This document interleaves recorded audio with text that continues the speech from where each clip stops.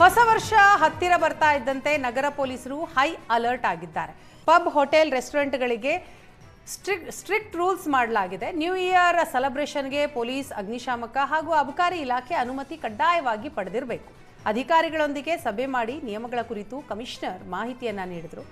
3 ಇಲಾಖೆ ಅಧಿಕಾರಿಗಳು hotel, restaurant ಹಾಗೂ ಪಬ್ಗಳಲ್ಲಿ ಪರಿಶೀಲನೆ ನಡೆಸಿದರು.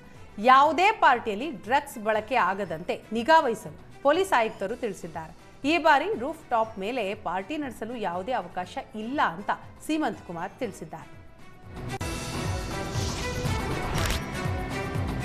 ಉಪನ್ಯಾಸಕಿ ಕನಸು ಹೊತ್ತ ವಿಕಲಚೇತನ ಮಹಿಳೆಗೆ ಕೆಇಎ ಶಾಕ್ ನೀಡಿದೆ. ಕೆಸೆಟ್ ಎಕ್ಸಾಮ್ನಲ್ಲಿ ಪಾಸ್ ಆದರೂ ಅಭ್ಯರ್ಥಿಯ ಕನಸು ನುಚ್ಚುನೂರಾಗಿದೆ. ಹುಟ್ಟುವಾಗಲೇ ದಾನೇಶ್ವರಿ ಎಡಗೈ ಬೆರಳು ಕಳೆದುಕೊಂಡಿದ್ರು. ಹೀಗಾಗಿ ಕೆಸೆಟ್ ಪರೀಕ್ಷೆ ಬರೆಯುವ ಮುನ್ನ ಎಡಗೈ ಸಮಸ್ಯೆಯ ಬಗ್ಗೆ ಕೆಇಎಗೆ ಮೆಡಿಕಲ್ ಸರ್ಟಿಫಿಕೇಟ್ ಕೊಟ್ಟಿದ್ರು. ಆವತ್ತು ದಾನೇಶ್ವರಿಗೆ ಪರೀಕ್ಷೆ ಬರೆಯಲು ಅನುಮತಿ ನೀಡಿತ್ತು. ಆದರೆ ಇವತ್ತು ಪರೀಕ್ಷೆ ಪಾಸಾದ ಅಭ್ಯರ್ಥಿಗೆ ಪರಿಶೀಲನೆಯ ಸಂದರ್ಭ ತಡೆ ಹಿಡಿಯಲಾಗಿದೆ. ನ್ಯಾಯಕ್ಕಾಗಿ ವಿಕಲಚೇತನ ಮಹಿಳೆ ದಾನೇಶ್ವರಿ ಹೋರಾಟಕ್ಕೆ ಇಳಿದಿದ್ದಾರೆ.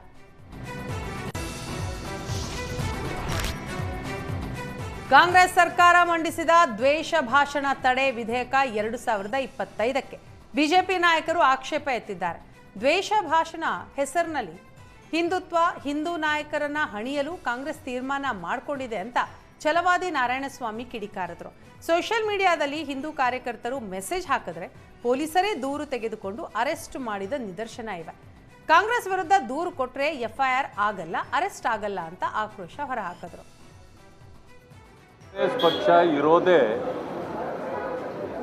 ಹಿಂದೂ ನಾಯಕರನ್ನ ಟಾರ್ಗೆಟ್ ಮಾಡಲಿಕ್ಕೆ. ದ್ವೇಷ ಭಾಷಣದ ಹೆಸರಿನಲ್ಲಿ ಹಿಂದುತ್ವವನ್ನು, ಹಿಂದೂ ನಾಯಕರನ್ನ ಅಣಿಯಬೇಕು ಅಂತೇಳಿ ಕಾಂಗ್ರೆಸ್ಸಿನ ಆಡಳಿತ ತೀರ್ಮಾನ ಮಾಡ್ಕೊಂಡಿದೆ.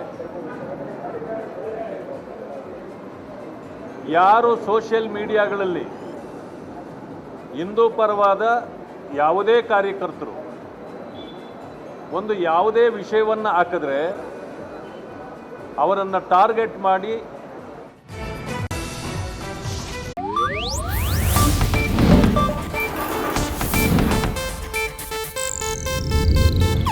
ಇದು ಏಷ್ಯಾನೆಟ್ ನ್ಯೂಸ್ ನೆಟ್ವರ್ಕ್ ಪ್ರಸ್ತುತಿ.